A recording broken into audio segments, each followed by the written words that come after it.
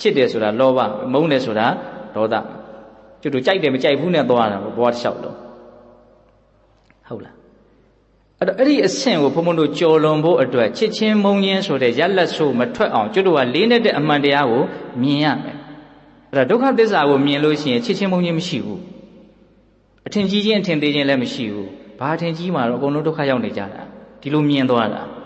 အထင်လည်းသေးစရာမရှိဘူးကိုယ်လည်းဒုက္ခရောက်နေတဲ့တဲ့တော့သူများအထင်သေးတယ်ဆိုတာကိုအထင်ကြီးပြီးမှဖြစ်တဲ့ကိစ္စဟုတ်တယ်မဟုတ်လားအဲ့တော့အထင်ကြီးချင်းအထင်သေးချင်းဆိုတာလောကမှာဘာကြောင့်ဖြစ်နေတာတုံးလို့မေးရင်သစ္စာဆိုတဲ့အမှန်ကိုမမြင်လို့ထွက်လာတဲ့မှားယွင်းတဲ့အဖြေတစ်မျိုးပဲအဲ့ဒီအထင်ကြီးချင်းအထင်သေးချင်းကပဲစိတ်ကိုများစွာပင်ပန်းစေတာပြောရရင်ရိုးရိုးလေးပါတယောက်နဲ့တယောက်မတူဘူးထင်လို့အထင်ကြီးတယ်အထင်သေးတယ်ဆိုတာဖြစ်တယ်ဟုတ်တယ်မဟုတ်လားဒုက္ခသစ္စာဆိုတာမတူဘူးဆိုတာမရှိဘူးအကုန်လုံးဒုက္ခရောက်နေကြတယ်ဒုက္ခဖြစ်နေတယ်တကယ်ကဘုံဘုံကဘာကိုကြိုးစားပြီးတော့ပြောအောင်ဆိုဒုက္ခသစ္စာဆိုတဲ့အမှန်တရားကိုသာမြင်မယ်ဆိုလို့ရှိရင်ကျွတ်တို့ရဲ့စိတ်ဟာဘလောက်ဖြူစင်သွားမလဲဆိုတာလေးကို